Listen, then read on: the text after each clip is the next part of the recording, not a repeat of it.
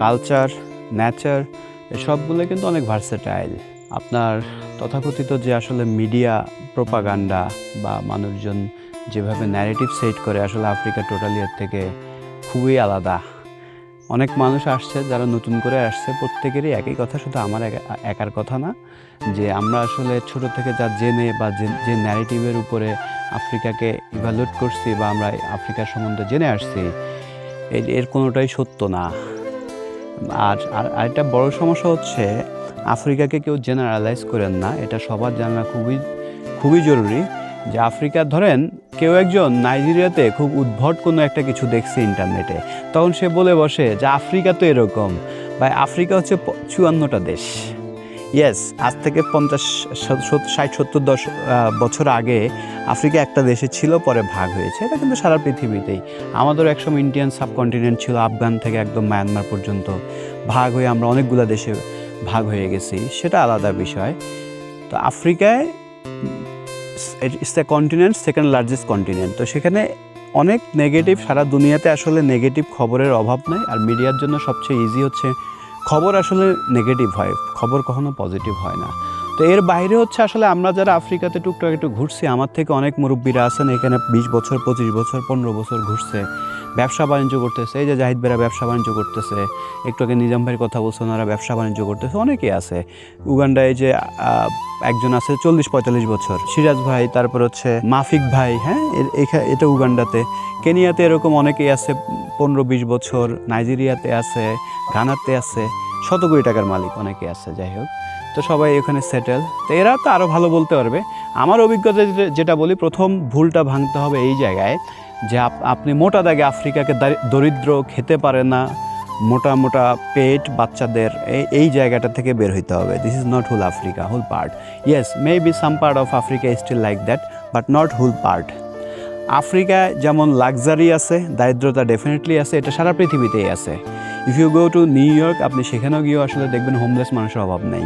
তো এই যেমন ওইখানেও ইন জেনারেলি বলার সুযোগ নাই যে নিউ ইয়র্ক হোমলেসদের শহর।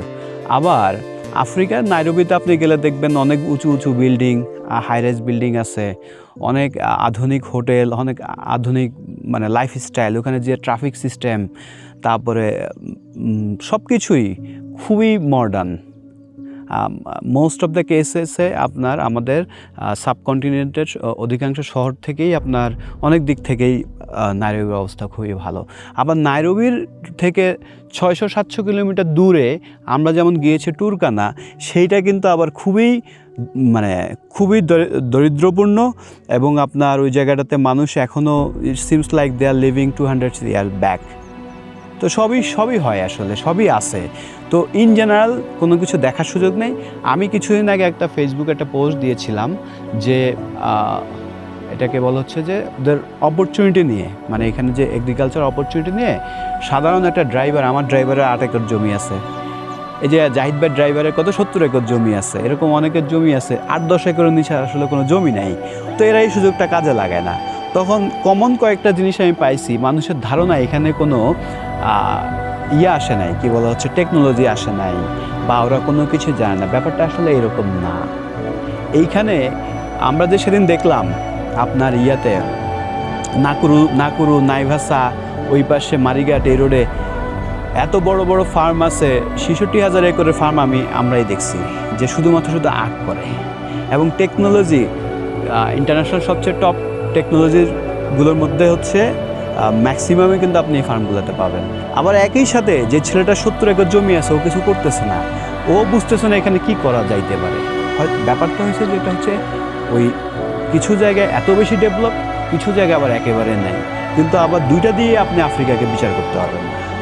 এবার আসেন নিরাপত্তাজনিত যে জায়গাটার কথা বলতেছেন, নিরাপত্তার ব্যাপারে যেন আমরা বলি আফ্রিকা গেলে আপনাকে মেরে ফেলবে। আমি এরকম আমার অনেক কমেন্টে পেয়েছি যে একটু সাবধানে থাকবা, কালো মানুষ। আমরা তো জাতিগতভাবে এটা খুব অফেন্সিভ হবে, একটু খারাপভাবে নেওয়ার কোনো সুযোগ নাই, বাট আমার অভিজ্ঞতায় বলে যে আমরা খুব জাজমেন্টাল এবং খুবই র্যাসিস্ট। কালো মানুষ মানে হচ্ছে খুব ভয়ানক, কালো মানুষ মানেই হইতেছে আপনার খুব হিংস্র, but that is not true.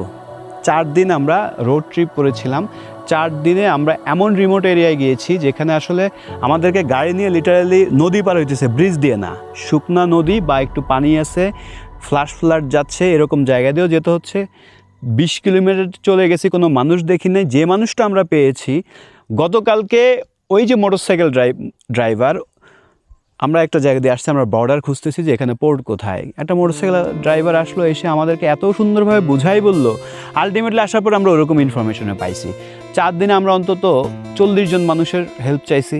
প্রত্যেকটা মানুষ মানে এত সুন্দর গ্রিটিংস, ওয়েলকাম তাদের ভিতরে। এইটা কিন্তু আমাদের ভাবনার যে জায়গাটা, আমাদের ছোটোবেলাতে যে জানার যে জায়গাটা, এটার সাথে কোনোদিনও আপনি মিলাতে পারবেন না। আপনি উগান্ডাতে আছেন হয়তো বা মাসখানেক বা তারও বেশি হতে পারে কিছু সময়। এইখানকার মানুষজন মানে খুব বড় দুর্ঘটনা হয়ে গেছে, ফোন দিয়ে আপনাকে আগে ওই কথাটা বলবে না, বলবে হাউ আর ইউ স্যার, বা how are you boss, how are you brother, do you know, তারপর সে শুরু করবে good morning, good evening, very nice. তো এই জায়গাটা হচ্ছে কি, আপনি যেটা জানেন সবসময় সেটাই সত্য না। আমাদের সম্বন্ধে যদি বলেন, নাইরোবিতে আমাকে এক উবার ড্রাইভার বলতেছিলাম, আমি যখন আমাকে প্রশ্ন, অধিকাংশ মানুষ আমাদের যেমন আইডেন্টিটির একটা ব্যাপার আছে যে আমাদেরকে কেউই বাংলাদেশ নামে এখনও চেনার ওই সৌভাগ্যটা আমাদের হয়নি। মানুষ আমাদেরকে দেখলে ইন্ডিয়ান মনে করে, তো বলে যে ইন্ডিয়ান, আমি নো আই এম বাংলাদেশি। তো তখন সে আমাকে তার ইন্টারনেট থেকে, গুগল থেকে একটা ছবি বের করলো, যে সেটা হচ্ছে আমাদের ট্রেনে করে যে আপনার ঈদের সময় মানুষ যায়, ওরকম দেখাইছে, আমরা আগাই সামনে, হ্যাঁ যায়। তো তার ধারণা হচ্ছে পুরো বাংলাদেশটা এরকম। আরেকজন আমাকে যে গুলিস্তানে বা বিভিন্ন জায়গায় যে বাসে ঠোকাঠুকি করে, আমাদের যে প্রাগৈতিহাসিক আমলের যে বাসগুলো আছে সেইগুলো দেখাচ্ছে যে তোমাদের এখানে তো এরকম। তো তখন আবার আমি তাকে ধরেন যে মেট্রো রেল থেকে শুরু করে আরও যেগুলো আমাদের এস্টাবলিশমেন্টগুলো আছে এই জায়গাগুলো দেখাইছি। তা আসলে দেখার চোখ নির্ভর করে আপনি কোন জায়গা থেকে দেখছেন, ইনফরমেশন সোর্স কি। ইন জেনারেলি ও যেমন ভাবতেছে আমরা তো মনে অনেক গরিব আর আমরা সবসময় মারামারি করি। দেখেন, এই অঞ্চলের মানুষের বিশ্বাস হচ্ছে আসলে আমরা সবসময় মারামারি করি। এটা কি জানেন? আচ্ছা, এক সোমালিয়ানের সাথে আমার দেখা হয়েছিল, তার ধারণা যে আমরা খুবই গরিব। দেখেন, আমরা দেশে বসে সোমালিয়া সম্বন্ধে কী জানি। সো অ্যাকচুয়ালি মিডিয়া আপনাকে যা খাওয়াচ্ছে বা যা গিলাচ্ছে সেটা সবসময় সত্য হবে এরকম ভাবার সুযোগ নেই। আপনাকে আরও যদি কোনো কিছু সম্বন্ধে জানার ইচ্ছা হয় তাহলে আরও চেষ্টা করবেন, কিন্তু চূড়ান্ত কোনো সিদ্ধান্তে যাওয়ার সুযোগ নাই যে অমুক দেশ মানুষ ভালো না, মানুষ খারাপ বা গরিব বা হিংস্র, এরকম কোনো সুযোগ নেই। এটা হয় না, ইন জেনারেল কোনো কিছু হয় না, বুঝেন নাই? বুরুন্ডি নিয়ে জাহিদ ভাই আমরা কয়দিন আগে যেটা বলতেছিলাম, বুরুন্ডি, আপনি খুব দামি একটা কথা বলছেন, ওইখানেও একজন বিলিয়নিয়ার আছে যার হচ্ছে খুব এলিট লাইফ লিড করতেছে, রাইট? আচ্ছা, তো ইউগান্ডা নিয়ে যখন মানুষের কথা হয় তো অনেক মানুষের ধারণা আছে ইউগান্ডা তো হাসির পাত্র। ইউগান্ডার যেসব ধরেন বেসিক লাইফস্টাইল কখনো ইউগান্ডার খুবই এক্সপেন্সিভ বা আপনার খুবই এক্সক্লুসিভ বা খুবই লাক্সারি না। বাট আপনার যদি টাকা থাকে, আপনার নেইবারহুড সেটাও দেখবেন যে অনেক টাকাওয়ালার মালিক। আপনার এখানে মানে নিউ ইয়র্কে আপনি যা ভোগ করতেছেন এখানেও তাই ভোগ করতে পারবেন। আমি যখন প্রথম উগান্ডায় আসি, আমি তো আসলে কাউকে চিনতাম না, তখন আমি ফেসবুক থেকে একটা ছেলেকে খুঁজে বের করছি যে ব্রোকার, আমার ভিসা নিয়ে কাজ করছে, থাকা নিয়ে কাজ করছে। তো আমি প্রথম এসে মনে হয়েছে যে এই ছেলেটা কি ভালো হবে, এ তো আমার যে কোনো ক্ষতি করতে পারে। But I consider him is my another brother. তার সাথে আমার এত ভালো সম্পর্ক এখন পর্যন্ত, খুবই সৎ, খুবই অনেস্ট। জিমিকে আমি শুধু জাহিদ ভাই একটা এক্সাম্পল বলি, আমার ডলার ভিজে গেছে, হ্যাঁ, এখন ডলারের কিন্তু আপনার যদি একটু ফাটাও থাকে আপনি ওই ডলার বিক্রি করা খুব ডিফিকাল্ট। ব্যাংক নিবে না, ব্যাংক কখনোই নিবে না, মানি এক্সচেঞ্জও নিবে না, বড় মানি এক্সচেঞ্জগুলো নিবে না, ওয়েস্টার্ন ইউনিয়ন নিবে না। তো আমি ওকে $1000 দিলাম, ও ডাউন টাউনে ব্ল্যাক মার্কেটে বিক্রি করে আসবে আর কি। তা আমি দেওয়ার পরে খুব টেনশনে ছিলাম, $1000 তো কম টাকা না ওর জন্য, তাই না? একজন উগান্ডানের জন্য $1000 3 মাসের খোরাক, এমন হতো অনেক ফ্যামিলির জন্য 6 মাসের খোরাক হতে পারে। আধা ঘন্টার মধ্যে কিন্তু ও ঠিকই টাকা নিয়ে চলে আসছে। টাকা দিলে আপনি দুনিয়াতে সব কিছুই পাবেন, বাংলাদেশেও পান সেটা, নাকি? এখানে হয়তো সেটা খুব ওপেনে, বাংলাদেশে এটা গোপনে কিন্তু হয়। এখানেও সেটা পাবেন যেরকম, বাংলাদেশেও সেরকম। তো এইগুলো হচ্ছে সার্বজনীন, এটা শুধু আফ্রিকাকে আলাদা করে বলার কোনো সুযোগ নাই। তবে জাহিদ ভাই যেটা বলতেছিল, আপনি যখন এখানে এসে আপনার কোনো মানে খারাপ কাজের জন্য মানে সাফার করেন, তখন সেটা কোনো দেশ, রাষ্ট্রের বা কোনো বর্ণের, কোনো গোত্রের মানুষের সমস্যা না, এটা আপনার নিজের সমস্যা।